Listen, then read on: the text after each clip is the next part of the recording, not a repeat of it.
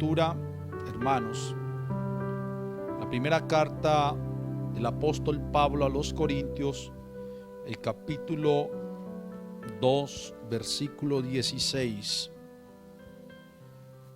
Dice así la palabra del Señor, en el nombre de Jesús. Sin embargo, hablamos sabiduría entre los que han alcanzado madurez, y sabiduría no de este siglo, ni de los príncipes de este siglo que perecen, mas hablamos sabiduría de Dios en misterio, la sabiduría oculta, la cual Dios predestinó antes de los siglos para nuestra gloria, la que ninguno de los príncipes de este siglo conoció, porque si la hubieran conocido, nunca habrían crucificado al Señor de gloria.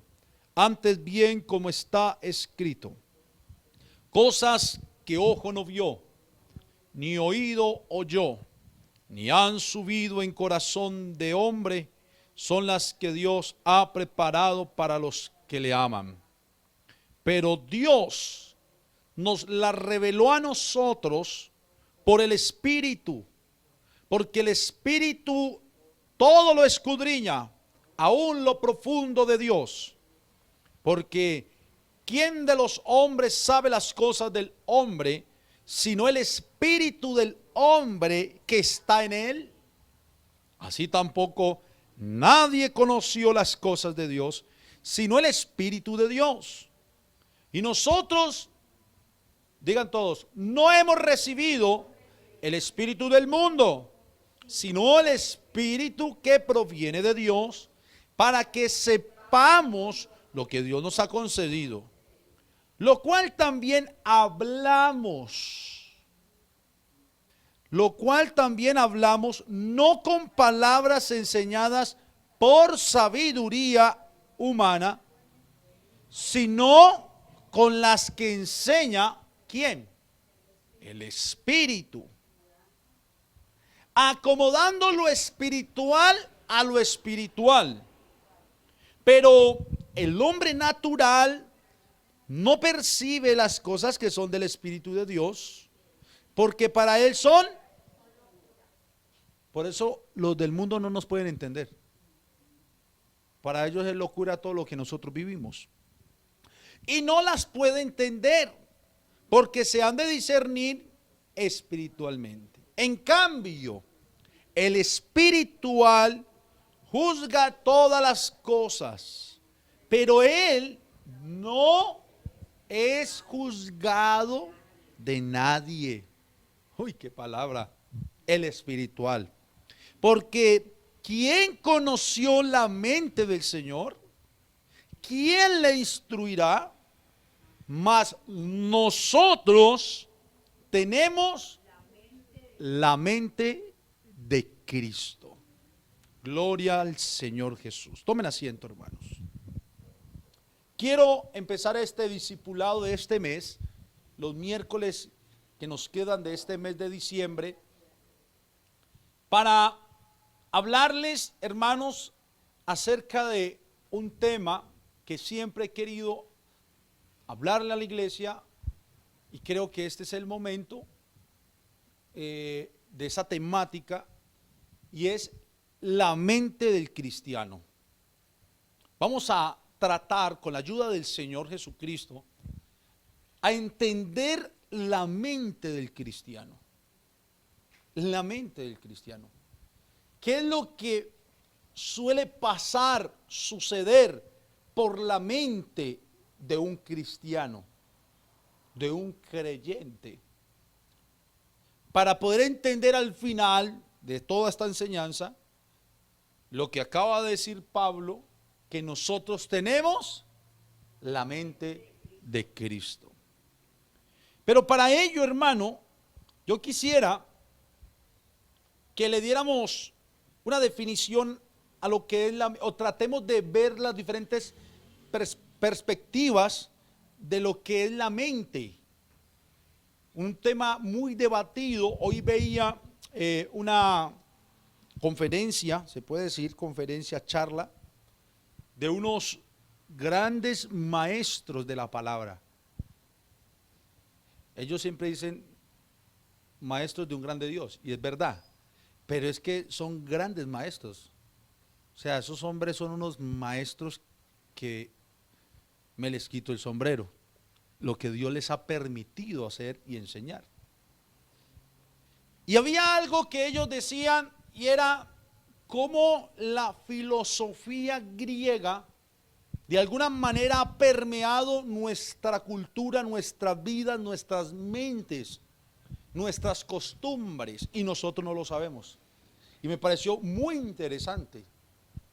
En una de esas charlas, ¿usted alguna vez, hermanos, han mencionado la palabra pánico? ¿Qué le viene a la mente cuando hablamos pánico? Tengo pánico, ¿qué pánico?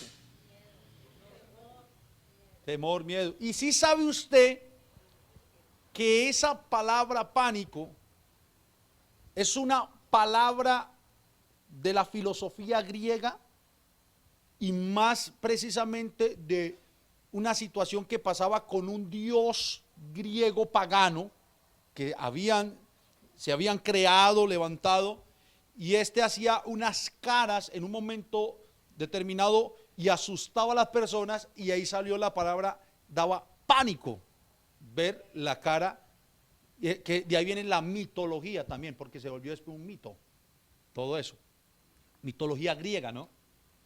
Y de ahí viene la palabra pánico.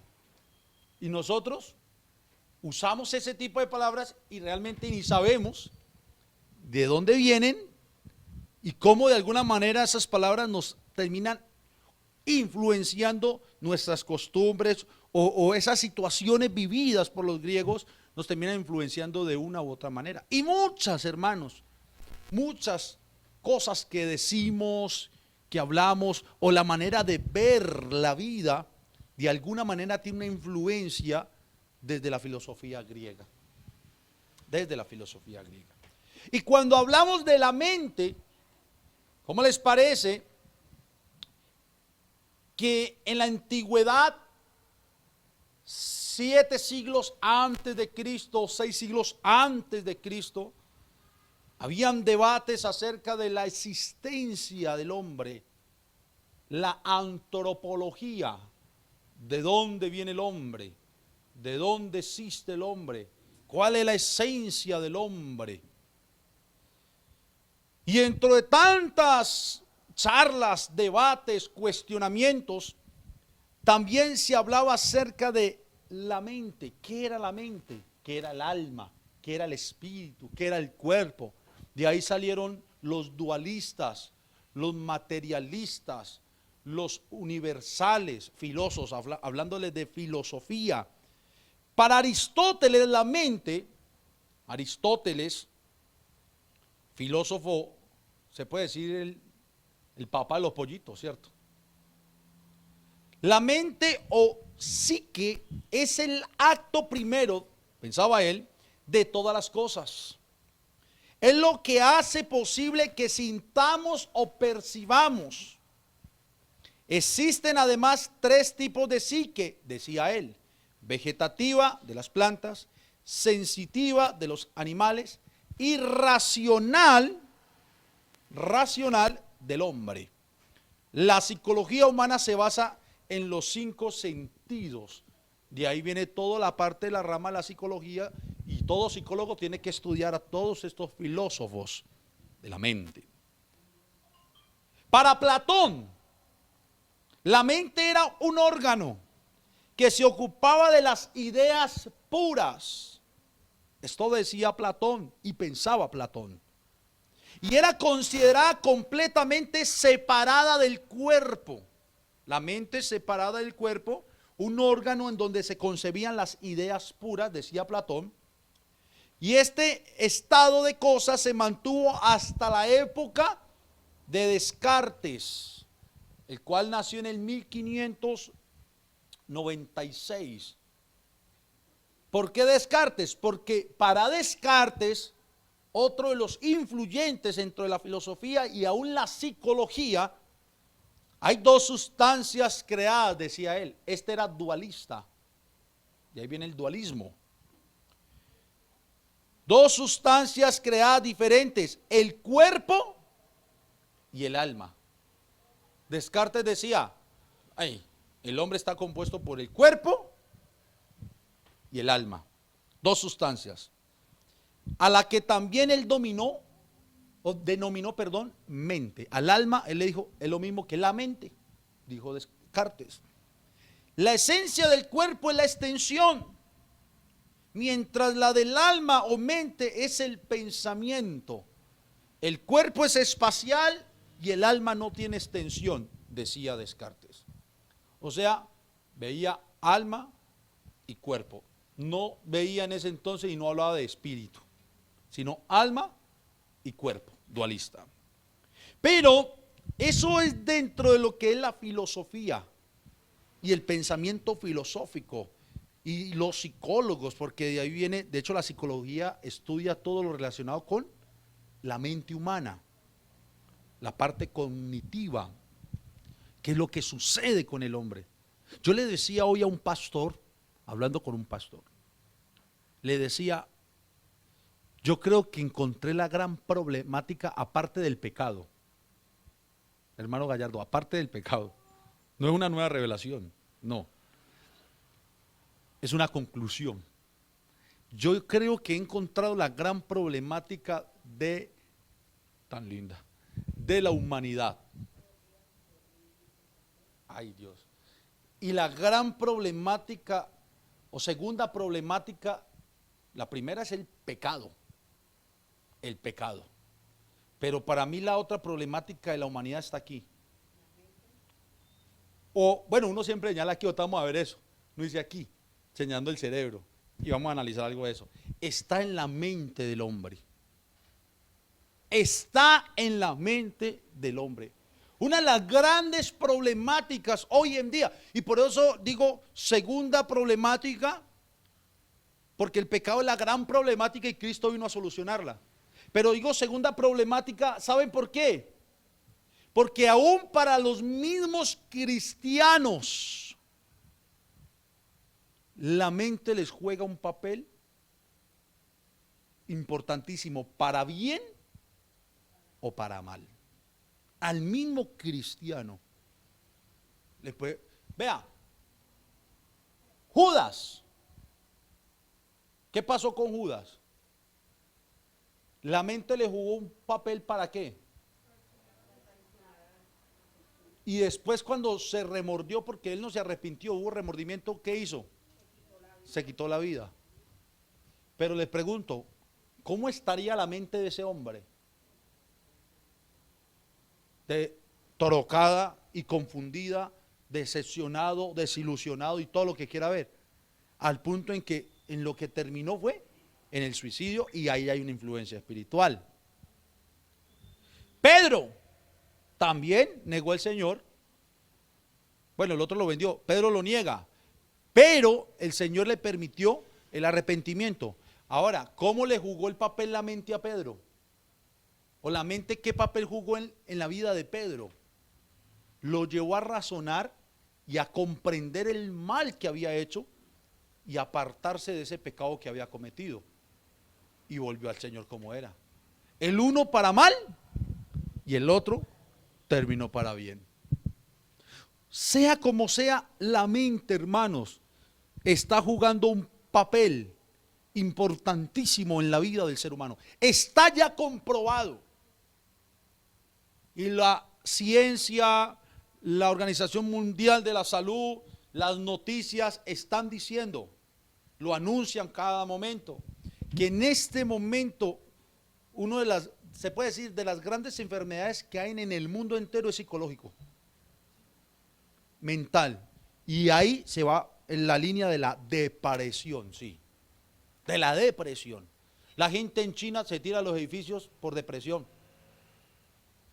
En España, el pastor Omar me cuenta que en España eso es una locura también. Que es que allá ya los psicólogos le tienen a unas temporadas, cuando entra, creo que es el invierno, o se va el invierno, algo así me dijo, en el cambio del clima. Y las clínicas se llenan de gente depresiva, me decía el pastor Omar.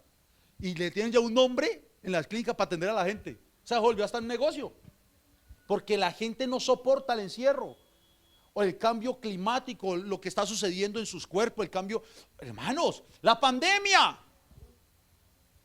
trajo problemas en la mente del hombre, en la mente del ser humano. ¿Cuánta gente no hizo y deshizo en pandemia? ¿Cuánta gente por mero miedo se tiraban de los edificios? En otros países pasaba eso. Y muchos no les pasó nada, pero en la mente se mataron solos. O sea que la mente juega un papel importantísimo en la vida del ser humano, cualquiera que sea el ser humano. ¿Sí o no? Juega un papel importantísimo.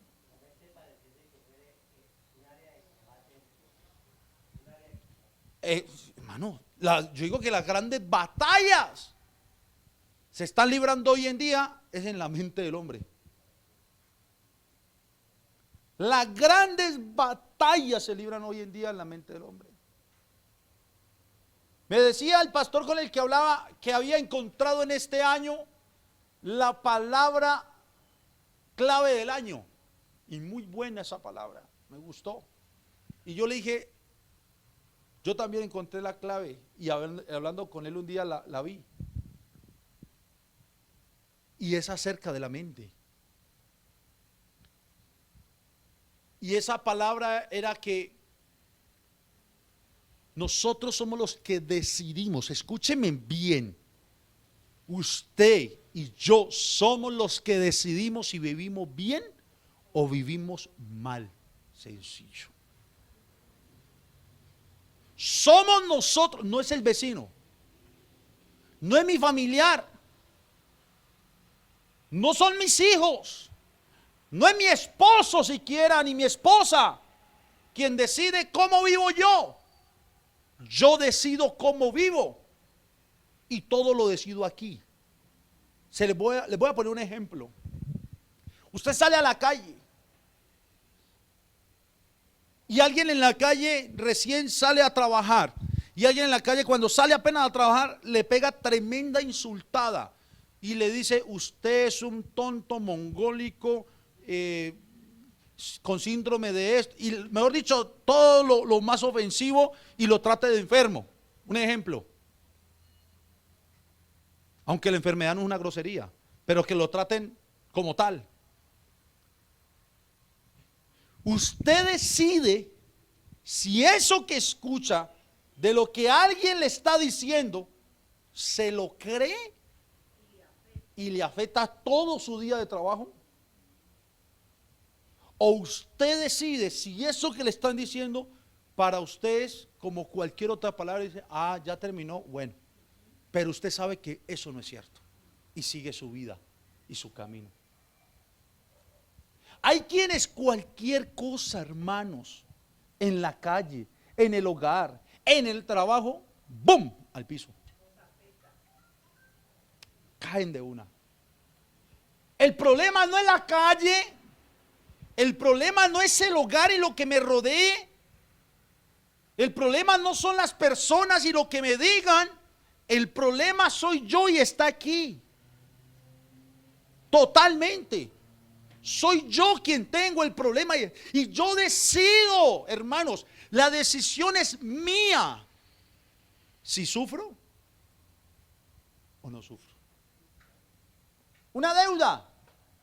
Dígame, ¿quién no tiene deudas? Levánteme la mano aquí, alguien que no tenga ni una deuda. A ver. Hasta Samuelito lee el de la tienda, ¿y ve?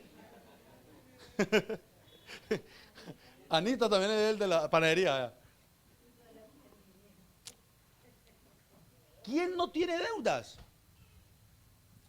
Pero con una deuda pasa lo mismo.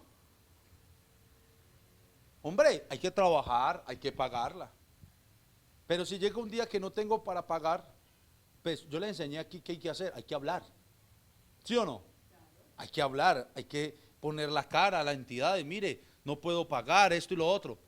Pero cada quien decide si se va a torturar en su casa, en su habitación, no va a dormir por esa deuda, se va a echar a morir y se va a enfermar. O más bien, razona, piensa, enfrenta, trabaja y paga, así sea con tiempo y con plazos. ¿Sí ve la diferencia? Pero hay gente que se va para la casa y con la deuda y no duermen, se preocupan. Obvio, todo eso trae preocupación, pero ahí es donde estoy diciendo, yo decido, usted decide qué hace con lo que le llega en su mente. De ahí viene algo de los estoicos. Los estoicos, ¿han escuchado hablar de ellos? ¿Sí? El estoicismo, los epicúreos y los estoicos eran los que Pablo les habló del Dios no conocido, griegos. Pero ¿cómo le parece que los estoicos, y ahí viene el estoicismo, son personas o era un grupo que su vida entera la dedicaban a ser felices? A ser felices. Y esa gente vivía cada día como si fuera su último día. Y aplicaban lo que estamos hablando, que nada les afectara realmente su vida diaria, para que nada troncara su felicidad diaria. Y lograban hacerlo. Ya después que Pablo llega con el evangelio, ellos conocen al Dios no conocido y se entregan al Señor. Ahora imagine una fusión de ese estoicismo. No estoy diciendo que hay que ser judío, cristianos estoicos, nada de eso, sino mire el pensamiento, porque a veces criticamos esos grupos, pero pueden dar un mejor ejemplo de vida y de tranquilidad que nosotros mismos que decimos tener el Señor. Nosotros aquí en esta tierra, a pesar de las situaciones que vivamos, podemos ser felices, hermanos. Solo es encontrar la ruta. Solo es encontrar la ruta de esa felicidad. Ya sabemos que tenemos el gozo, pero en esta tierra podemos ser felices. Entonces yo le digo a usted, decida ser feliz en esta tierra. No deje que nada le afecte, hermano, de afuera. No deje que nada le afecte de adentro, de su casa, en su trabajo, en su economía. No dejemos que esas cosas nos afecten. ¿Y sabe por qué podemos permitir que eso no pase en nuestra vida? O abstener de que eso no llegue a nuestra vida. Porque tenemos la mente de Cristo. Eso lo veremos a lo último. Tenemos la mente de Cristo. Y ya hablándolo de manera cristiana, habían unas perspectivas ya del cristianismo después de Cristo acerca del alma o de la mente.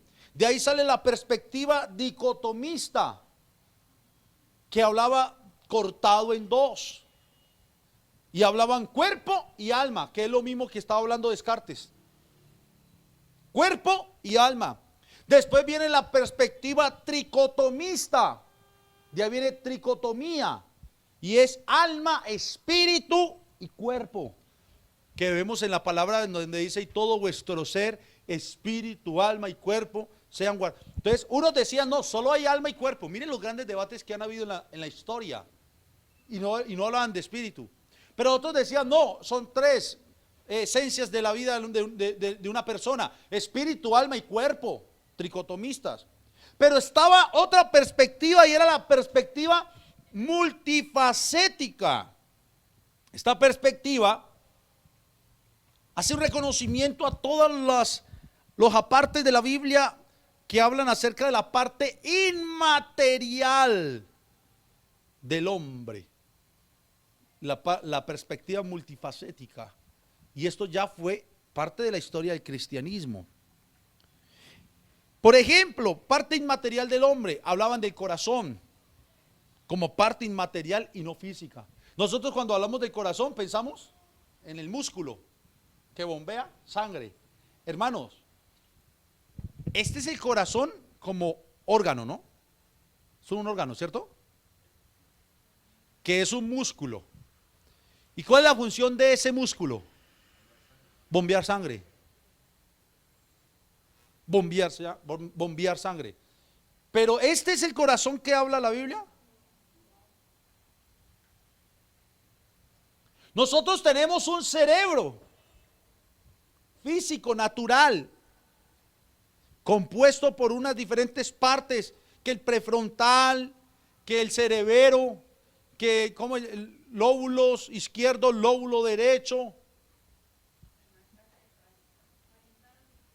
occipital, parental, lleno de neuronas que están conectadas como una enramada eléctrica que pasa por toda esta parte, conecta con el cuerpo. Cuando usted siente esto que yo estoy haciendo aquí, yo lo siento en mis manos, pero es porque mi cerebro está conectado y las neuronas, todo hace un viaje. Y esa es la parte física. Pero cuando hablamos de la mente, la parte multifacética o perspectiva multifacética, se le hablaba a la mente o como mente, no tanto al órgano cerebro, sino a la esencia donde está la conciencia, porque se le hablaba mente, conciencia, alma, corazón, voluntad, para referirse a lo mismo. Imagínense, ¿dónde está su voluntad? ¿Dónde está su mente? ¿Dónde está su mente? ¿Dónde está su conciencia? ¿Dónde está su conciencia? ¿Dónde está su corazón? ¿Dónde está su corazón? ¿Dónde está su alma? ¿Y dónde está su alma? En su ser. No hay un punto, y la ciencia ha querido buscarla, ¿no? Han tratado de llegar, ¿dónde está el alma? ¿En qué parte se ubica? No hay un punto específico científicamente hablando que digan, vea, este es el alma. Es que el alma es inmaterial, pero sí tiene una conexión con lo que la Biblia habla de la mente. Y esa mente es la que nos ayuda a tener conciencia. Y esa conciencia es la que conecta con nuestro cerebro y hace que todas nuestras neuronas nos ayuden a entender para poder razonar, ahora sí, frente a situaciones. Todos tenemos mente, corazón, alma. Todos. Y a todos nos llegan a nuestra mente situaciones, batallas, como dijo el hermano. Y todos a la final decidimos, vea hermanos, todos están decidiendo. Esto que le estoy diciendo no es nuevo. Yo le estoy diciendo, decida vivir bien. Pero ¿sabe por qué? Porque en todo momento siempre estamos decidiendo cómo vamos a vivir. Le voy a colocar un ejemplo. Usted ahorita sale de aquí y le va a llegar algo a su mente. Le va a llegar algo a su mente. Bueno o malo, yo no sé. O le llega una noticia, entra por los oídos y usted la procesa en su mente, en su corazón, en su vida, su conciencia. ¿Qué va a pasar después de que le llegue y la procesa? ¿Qué va a pasar? Usted tiene que tomar una decisión. ¿Y la decisión qué es? ¿Qué va a hacer con eso que está recibiendo? ¿Me hago entender? Esa es la decisión. ¿Qué va a hacer? Yo recuerdo cuando a nosotros hubo una situación con un dinero, recién salió al ministerio, me llaman y me dice, mire, la persona a la que se le entregó tanto dinero se fue, no aparece, 33 millones, no aparecen. Yo estaba en la cama sentado, 11 de la noche, mi esposa ahí, escuchando que yo estaba hablando, a mí me dio risa, esa fue mi reacción. Y después de esa risa que me dio, mi esposa me decía, mi amor, ¿por qué te reís? Y yo le dije, no sé si me reí de nervio o qué, pero yo me reí. Pero la realidad es que después de eso, lo único que hicimos con mi esposa fue orar, caminar y decir, vamos a entender por qué. Y les voy a decir algo, hoy después de 7 años, bueno, antes de llegar a hoy a 7 años, yo entendí el por qué. Y lo entendí bien. Y lo he dicho y lo he repetido. Si me tocara volver a hacer la misma escena, la vivo igual. Porque gracias a Dios que pasó lo que pasó, porque en eso Dios me enseñó y me formó. Pero no fue fácil. Ya en lo humano que viví no fue fácil. Pero en lo que ahora entiendo yo me gozo. Y me gozo tremendamente. Pastor, ¿y usted se goza porque lo robaron? Le quitaron 33 millones. Sí, igual después me pagaron parte de ese dinero. Igual Dios puso a alguien y usó a alguien para que respondiera y yo no tuve que hacer. O sea, Dios se encargó de todo a la final. Dios se encargó de todo. Pero era mi decisión. ¿Cómo tomo yo esa noticia. ¿Cómo vas a tomar la noticia que te van a dar? Y yo no sé qué noticia le van a dar a usted. Una puede ser buena, ¿no? No todo es malo. Muy buena. ¿Cómo va a tomar y qué va a hacer con esa noticia buena? Yo decido siempre, hermano. Crea y entienda, siempre usted y yo estamos decidiendo, siempre. Cada minuto, cada segundo, cosas que nos llegan a nuestra mente nos hacen decidir y tomar decisiones así. Siempre estamos decidiendo. Y esa decisión ya va con mi voluntad, es la que me va a definir qué voy a vivir después de lo que decido. Entonces yo les digo, decidamos, hermanos, decidamos, pero decidamos vivir bueno. Y por eso el Señor, este es el preámbulo, hermanos, a lo que voy a enseñar en los miércoles restantes. Pero por eso el Señor me colocó en mi corazón y hace días estaba por dar esta enseñanza. Y es algo que necesitamos toda la iglesia. Y aquí va por qué. Aquí va el por qué. Miren, cuando el Señor vino a nuestra vida,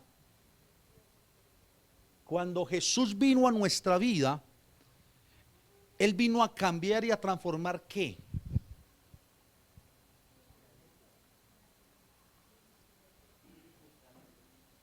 Mente, naturaleza, mente de pecado, mente carnal, naturaleza de pecado, forma de vivir, nuestra conciencia, no la limpió. Mire que Él limpió la conciencia. Amén. Eso es una realidad. Él vino a nuestro espíritu, nos da una promesa, nos dice: te limpio, te perdono, te salvo, por gracia, por misericordia, por amor, por mera bondad. No merecíamos nada, porque no merecíamos nada. Ninguno de los que está aquí era merecedor de nada, hermano, como para decir, no, es que era porque yo hice algo. No. Él no llegó tampoco tarde, Él llegó cuando tenía que llegar. Él es Dios y llega cuando tenga que llegar.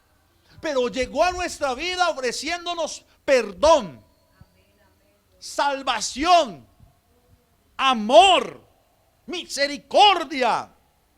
Nos dio su espíritu, nos limpió, nos renovó, nos transformó, nos dio entrada a su reino celestial, a una patria eterna y celestial, cosa que no teníamos. Imagínense el gran favor que nos hizo, sin merecerlo. Hermano, no merecíamos eso y lo hizo. Y ahí está bien. Llegamos al Señor, nos bautizamos, gloria a Dios, aleluya. Nos entregamos a Él, vivimos para Él, aleluya, gloria a Dios, qué bonito. Y cantamos a la iglesia, y qué bonito es andar con Cristo. Qué bonito es andar con Él. Y eso es una realidad. Pero hay otra realidad que hemos olvidado. ¿Y sabe cuál? La realidad de todo lo que en la vida humana y natural, desde que nacimos hasta el momento en que llegamos a Cristo, vivimos. La realidad de las decisiones que antes de Cristo tomamos. La realidad de todo lo que antes de Cristo nos hicieron. La realidad de todo lo vivido antes de haber conocido este gran camino. Y esa realidad no se puede borrar. Escúcheme. Esa realidad se tiene que sanar. No, ¿cómo se borra? Pero sí se sana. Yo siempre he dicho el tema de la herida y siempre muestro mi dedito. Mi esposa a veces me dice, amor, ya cambie de ejemplo. Pero no, es que yo miro esta cicatriz y yo me acuerdo cuando me hice ese daño con un cuchillo. Y así es todo. Y eso es lo que Dios quiere, que como hijos de Dios podamos mirar, recordar, hasta recordarnos, uy, yo como salía, yo que me desmayo viendo esa sangre de ella. Yo no sé si es que le tengo pánico a la sangre, pero estaba bastante y es cuero colgándome ahí. Pero ahorita veo, no, está bien. Hay quienes esa cicatriz no la quieren ni volver, mejor dicho, por ello se mochan el dedo, para no volver a ver la cicatriz. Ahí es donde está el error. Mire, vuelvo y digo, ya estamos en Cristo, amén. Ya Dios nos perdonó, amén. Ya somos salvos, amén. Ya su Espíritu vive en nosotros, amén. Pero cuando miramos para atrás, tenemos que echar un vistazo a un recorrido que para algunos no fue tan bueno, para otros fue normal, para otros fue muy bueno. Cada quien tiene su historia de vida. Cada quien tiene una historia vivida. Si aquí comenzáramos, hermanos, a abrir un libro y decir, bueno, hermano Gallardo, empieza usted. A ver, ¿cuándo nació? Dígame qué vivió. Va a tener una historia de vida, por lo menos de todo el cuaderno entero. Lo que me tenga que contar. Listo, hermana Estela, también su historia de vida. Hermana Luz, también su historia de vida. Hermana Marta, también su historia de vida. Todos. Unos van a decir, yo fui feliz aquí, pero en medio del trasegar, pero aquí no fui tan feliz. Pero aquí volví a ser feliz, pero aquí también me pasó esto y no fui tan feliz. Y comienza como esa montaña rusa. Pero ya estamos en Cristo. Ahí es donde nosotros, hermanos, como hijos de Dios, tenemos que saber usar lo que tenemos de Dios. Porque ahí es donde voy a terminar. Esta es la introducción y el preámbulo de lo que voy a hablarles. Porque les voy a mostrar por la palabra ambas posiciones. Con Cristo y cómo estábamos antes sin Cristo. Yo le voy a hacer una pregunta para que me entiendan. ¿Me están entendiendo el hilo, cierto? Si un señor ahorita va y sale y mata a una persona con un arma, a sueldo lo mató. Se fue corriendo. Era sicario porque mata a sueldo. Se fue corriendo. Al mes, el Señor Jesucristo, como a Pablo, se le aparece en el camino, lo llama a ese sicario. Él se entrega a Cristo, llora y dice, ay, yo ya no quiero volver a hacer lo que hacía. De pronto, muy reservado, no le cuenta a todo el mundo lo que era. Eso es otra, hermano, cuando ustedes cuenten un testimonio, ustedes no tienen que decir, yo era esto. No, el verdadero testimonio es hablar de Cristo. Porque hay testimonios, un ejemplo, alguien que era sicario, yo era un sicario, los degollaba y ahora Cristo. No. Una mujer que fue, que vivió en la calle y, ¿cómo podemos decirlo para que no sea tan fuerte? Que vendía su cuerpo. Yo era la que vendía el cuerpo. No tiene que contar esas cosas. Amén. Te imaginas que ese hombre llegó al mes, conoció del Señor, se entrega, a los 2 meses de haber conocido del Señor, entusiasmado, se bautiza y contento, feliz, ya está en la iglesia. Todo el mundo recibe al hermano Julano. Nadie sabe que hace 3 meses atrás había matado a alguien y cuántos chulos no tenía ahí para atrás. Pero ya es el hermano. A la gente nadie está preguntando, ¿y usted qué hacía? ¿Y usted qué era? ¿Cierto que no? No nos interesa. Es el hermano. Pero yo le pregunto algo. Pasan 4 meses y el hermano hasta lo nombra el pastor en una directiva. Hermano Julano, por su buen testimonio, lleno del Espíritu, da fruto. Ahora va a servir en tal área de la iglesia y es hermano feliz, ¿no? 4 meses, 6 meses ya después, 7 meses han pasado después de el suceso que les digo. 1 año. Y ese hermano hasta se enamoró de otra hermana. 1 año y medio. Se casa con esa hermana felices porque encontró el amor de su vida. Es un hijo de Dios, perdonado, restaurado y salvo. Pero a los 2 años le llegan a la casa la fiscalía, Gaula, CTI, ya está para el tremendo. Tocan. Buenas, sí, buenas. ¿Julano de tal? Sí. Tiene orden de captura por la fiscalía tal, de la ciudad de tal. ¿Cómo así? ¿Qué vaya? ¡Hay poder! el poder. Sí, señor, venimos haciendo un seguimiento, lo otro, sabemos de su historial. Había una cámara que grabó el homicidio, le cogió la cara y pudieron identificarlo y hacer el proceso y ¡pum!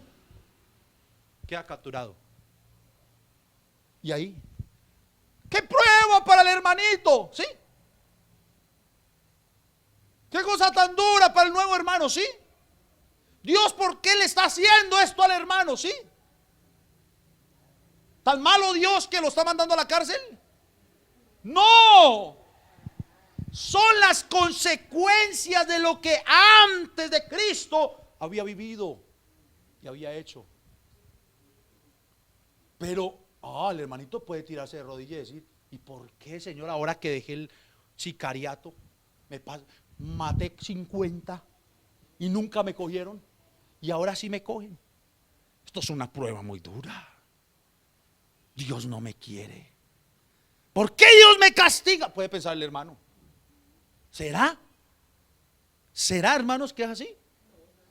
Son los actos y consecuencias de nuestras propias decisiones antes de Cristo. Vea, hay creyentes que hoy en día todavía le está pasando factura, acto y consecuencias. Alguien llegó a la iglesia de esa manera, sucede esa situación, ¿cómo le va a recriminar a Dios por eso? ¿Sí puede hacerlo? ¿Qué tendría que hacer? Ir y pagar, como dice la Biblia, hasta el último cuadrante. ¿Va a dejar de ser cristiano? No. En los estrados podrá decir, sí lo hice, juez. Era mi vida pasada. Realmente después conocí de Dios, ahora soy un hombre de Dios, asumo mis consecuencias, consigue un abogado. Dios puede hacer algo y le puede sacar antes del tiempo establecido, pero que paga, paga.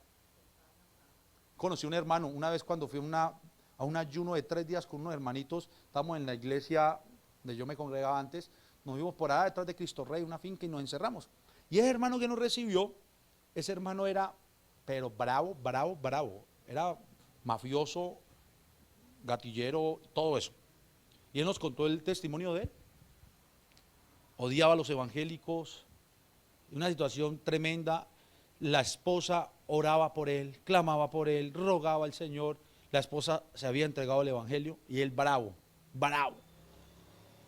Y él cuenta que en esos días lo capturaron, fue extraditado y me mostró los periódicos, las fotos con el uniforme de por allá, pues de las cárceles por allá. Fue extraditado por droga que vendía, traficaba droga.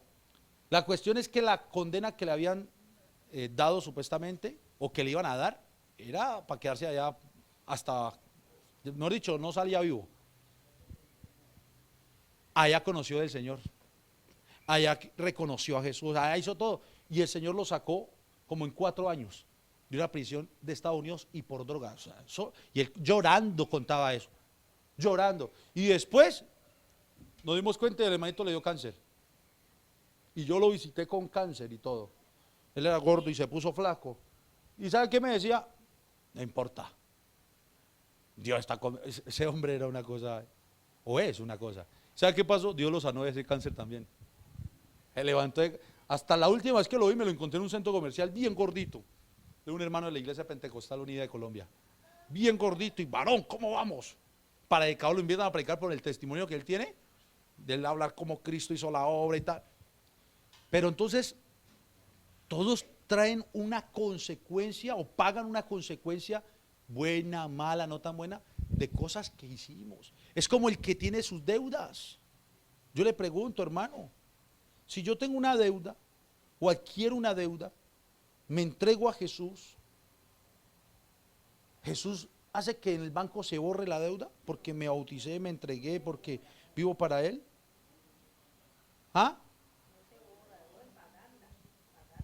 La deuda sigue viva.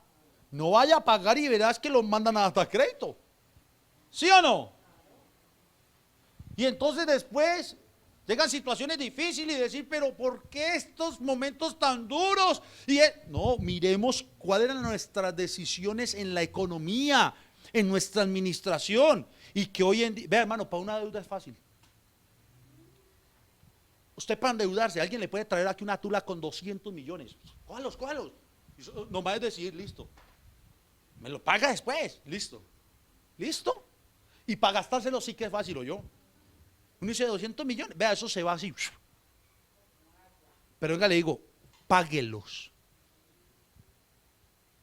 Usted sabe que ahorita en diciembre la gente se está endeudando para fiestas, para ropa, para comidas, para viajes y tarjetas y esto y lo otro, sin poder pagar. ¿Y usted sabe qué va a pasar en enero? En enero los dolores de cabeza, el estrés, la depresión, ahí todo lo que estoy, las batallas. ¿Y la culpa es de quién? De nadie, solo del que toma la decisión. Ah, es que el diablo. ¿Cuál diablo? A veces echamos la culpa hasta al diablo. Yo no voy a defender a ese personaje porque ese es el enemigo de nuestra alma, pero déjelo quieto si está quieto. ¿Para qué echarle la culpa en cosas que no tienen nada que ver? ¿Sí o no? Que el diablo por aquí, el diablo por allí. No, ¿cuál diablo? Si a veces somos nosotros los que hacemos las cosas no como debemos hacerlas. Entonces, hermanos, póngase de pie, por favor. Estos miércoles que siguen, vamos a estar mirando eso, porque espero en el nombre del Señor Jesucristo que el Señor nos ayude a todos a entender que ahora en Cristo hemos sido perdonados, que somos salvos, pero que aquellas cosas que en el pasado nos tocó vivir o que hicimos en nuestro pasado, tienen también una solución. Tienen una solución. Y es enfrentar y afrontar. Y escúcheme, entre todos, hermanos, se los voy a decir, porque eso es uno de los flagelos hoy en día en todas las iglesias. Y ustedes que me están escuchando y los que están en el Zoom, escuchándome, saben que es así. Las batallas que están librando aquí, vea, en la mente. Debemos orar los unos por los otros. No juzguemos al uno ni al otro. Ojo. Y escuche esta otra que me gustó. Pongámonos en los zapatos del otro. Amén. Pongámonos en los zapatos del otro. Qué bonito un día hacer una sensibilización así, hermano Henry. En los zapatos del otro. Yo paso mi zapato, a ver, póngame mi zapato. Y hacer una sensibilización y una enseñanza en los zapatos del otro. Porque nadie sabe lo que vive el otro. Pero lo que sí sabemos es que podemos orar por el otro. Y sabemos que Dios puede ayudarnos a unos y a otros. Amén. Vamos a darle gracias al Señor. Dentro de 8 días continuamos la mente del cristiano. Y vamos a estar desglosando bien esto con la ayuda del Señor. Señor Jesús, te damos gracias por habernos permitido haber asistido a este servicio. Por esta enseñanza, Señor, que hoy iniciamos para este mes y esta introducción que damos de la mente del cristiano, lo que vivimos, lo que enfrentamos, afrontamos. Ayúdanos, Señor Jesucristo, ayúdanos a poder decidir vivir felices en esta tierra contigo, a pesar de. Ayúdanos a organizar todo lo que tenemos que organizar en nuestra mente, en nuestra vida, en nuestra familia. Te lo pido, Señor Jesús, en el nombre de Jesús.